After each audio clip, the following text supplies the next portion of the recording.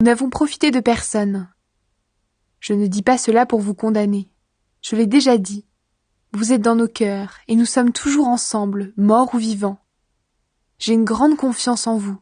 Je suis très fier de vous. Je suis plein de courage. Je suis rempli d'une très grande joie, malgré toutes nos souffrances. En effet, quand nous sommes arrivés en Macédoine, nous n'avons pas eu de repos.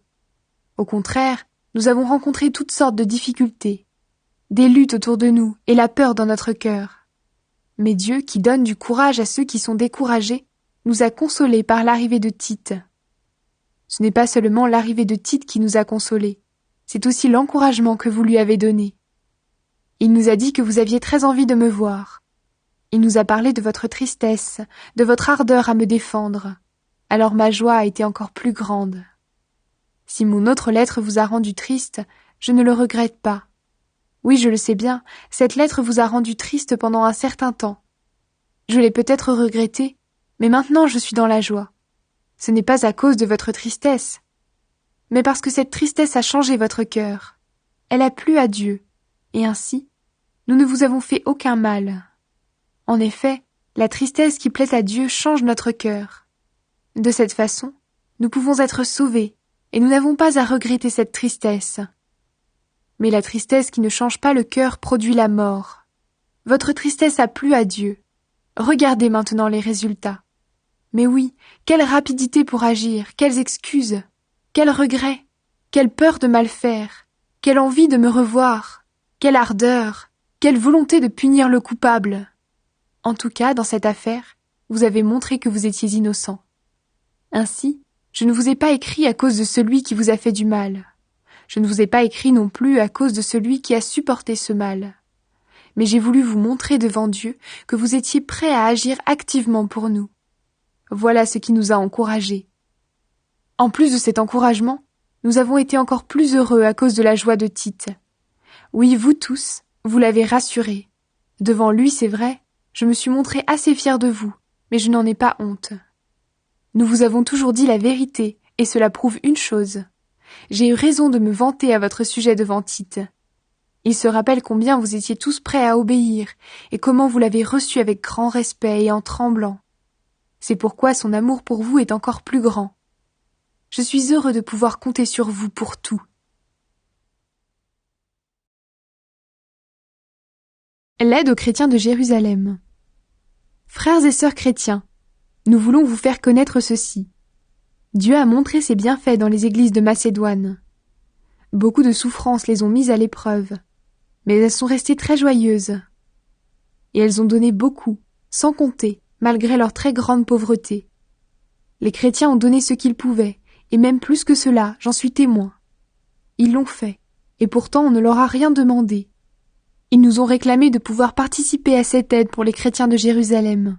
Ils ont beaucoup insisté. Ils ont offert leur personne au Seigneur, ensuite à nous, parce que Dieu le voulait. Cela a dépassé notre attente. Nous avons donc insisté auprès de Tite. Il avait commencé chez vous cette action pour les chrétiens de Jérusalem. Nous lui avons demandé de la mener jusqu'au bout. Vous avez tout en abondance. Vous êtes des croyants. Vous parlez très bien. Vous connaissez les choses de Dieu et vous êtes toujours prêts à agir. Vous avez de l'amour pour nous. Alors pour ces dons, montrez-vous aussi très généreux. Ce n'est pas un ordre que je vous donne.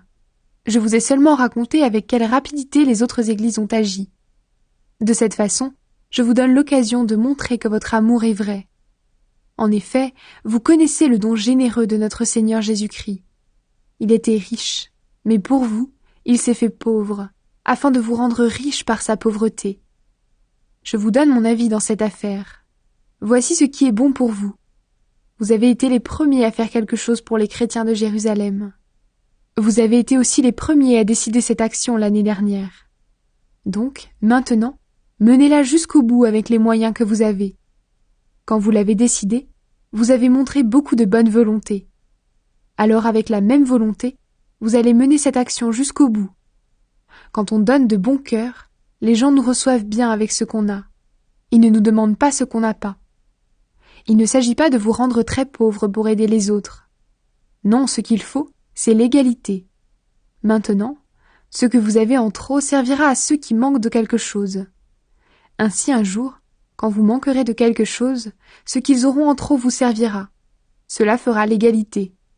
Les livres saints le disent. Celui qui a récolté beaucoup n'a rien en trop. Celui qui a récolté peu de choses ne manque de rien. Tite et d'autres chrétiens sont partis à Corinthe. Remercions Dieu. Je désire beaucoup vous aider. Eh bien, Dieu a mis dans le cœur de Tite le même désir.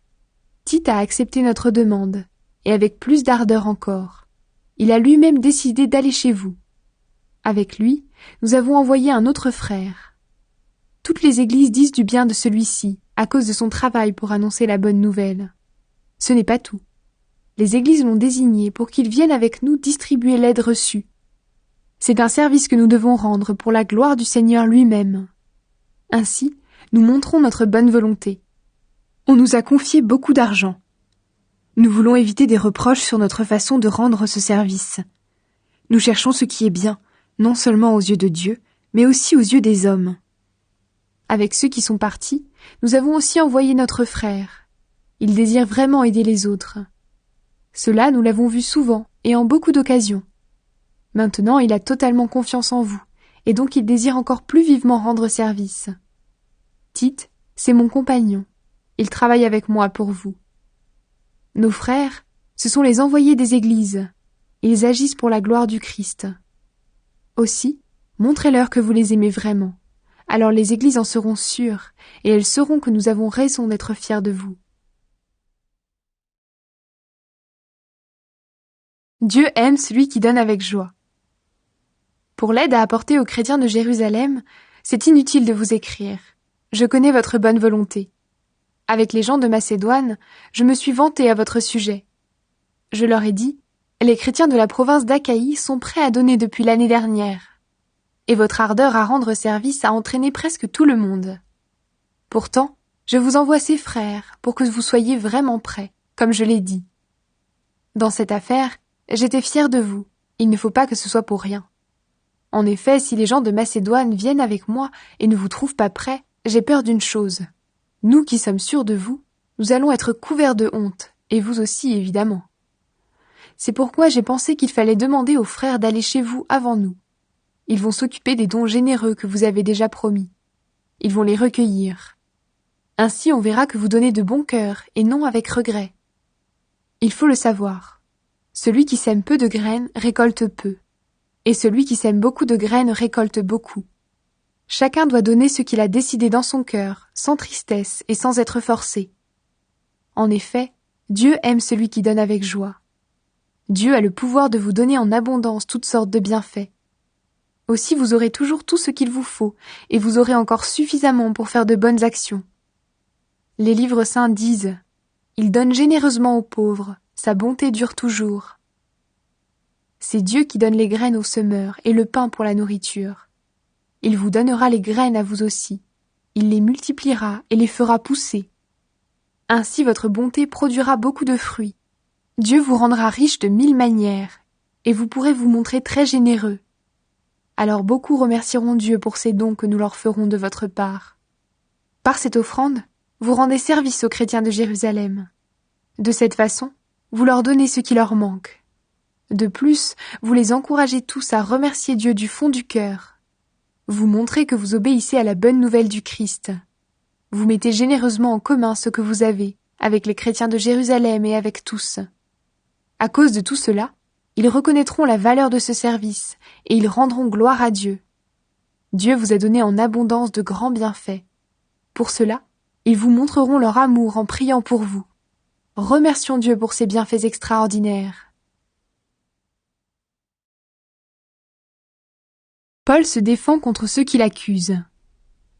Moi, Paul, je vous fais une demande personnelle à cause de la douceur et de la bonté du Christ. On dit que je suis timide quand je suis en face de vous, et énergique avec vous quand je suis loin. Je vous en prie, ne m'obligez pas à être énergique quand je serai parmi vous. Mais certains pensent que nous agissons pour des raisons humaines. Alors oui, contre cela, je veux utiliser toute mon énergie. Nous sommes des hommes, c'est vrai. Pourtant nous ne luttons pas d'une façon humaine. Non, les armes